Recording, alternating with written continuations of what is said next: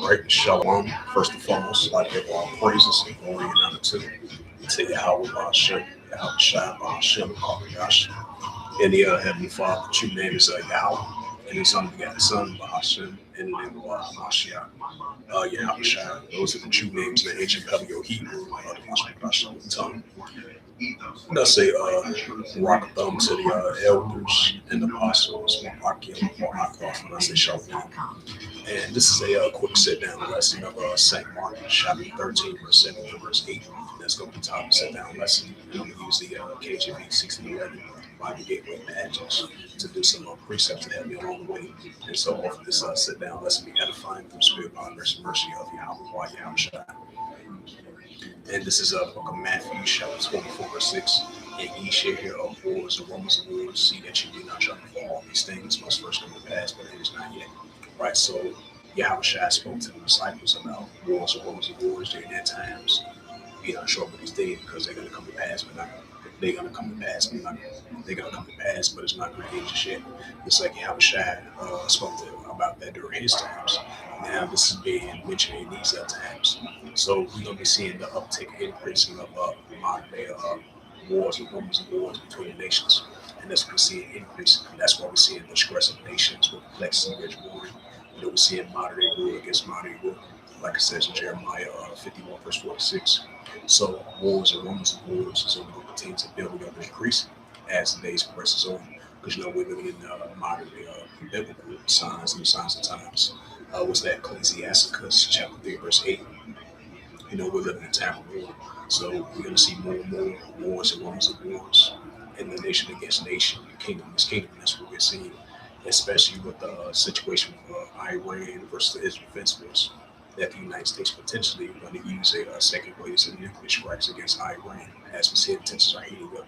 And then you had Iran send a message back of warning towards the United States if they are continue to be provoked, if they continue to have potential more intentions heading towards their way, they're gonna respond back to World 2, and they're gonna be fully prepared and fully ready.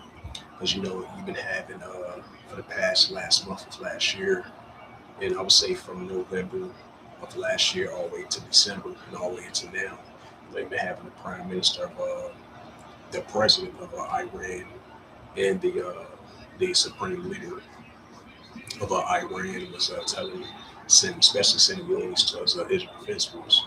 Because you know that's their arch enemy, especially Israel Defense Force between Iran. And just like Benjamin Netanyahu, he been mentioned as well too about potential warnings about Iran getting prepared, building up their nuclear capability.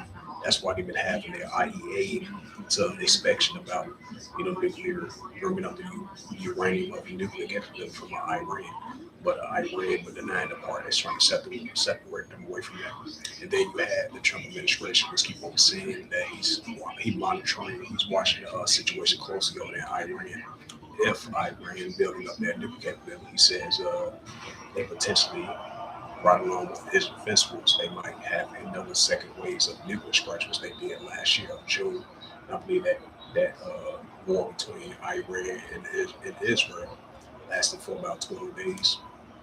And the United States had to get involved in that. They was using some nuclear strikes of those nuclear facilities. Supposedly they destroyed some of it, but they're going to be able to redevelop it and create it once again and building up more nuclear capability. Now that Iran decided to rebuild their enrichment of nuclear capability, potentially the United States, they're going to use another second waves of nuclear strikes against Iran. So it's imminent, and we see signs of that.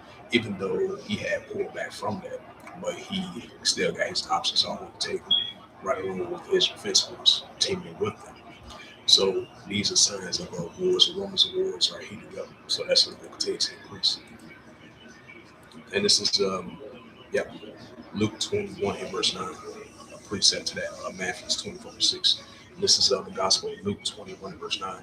But when ye shall hear of wars and commotions, right? That's what we're hearing, wars and commotions that Yahushua spoke about. But when ye shall hear of wars and commotions, be not terrified, for these things must first come to pass, but it is not yet end by.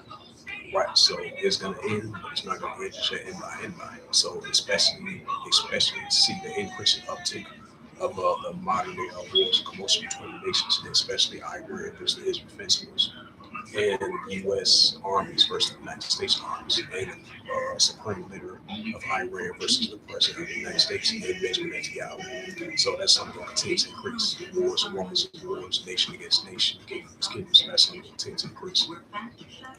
This is the Gospel of Mark 13, verse 7. And when ye shall hear of wars and rumors of wars, be ye not troubled, for such things must need be, but the end shall not be yet. Right, so it's going to come to pass, but it not the end shall end. Verse 8. But nation shall rise against nation, and kingdom against kingdom. Y'all goes into Ephesus, and there shall be earthquakes in diverse places. Right, uptick of earthquakes in diverse places. Right, we know that nation against nation, and kingdom against kingdom, that we see it in modern day times are increasing on a daily basis. And there shall be famines and troubles. These are the beginning of sorrows. Right, so all these are very good signs that Yahushua spoke about. He's showing us as well too. So these just the increase in beginning of sorrows. So hopefully this was edifying of the Gospel of Mark 13, verse 7 to verse 8. And that was the title of the sit down lesson as of January 25th, 2026, on this Sunday afternoon / night.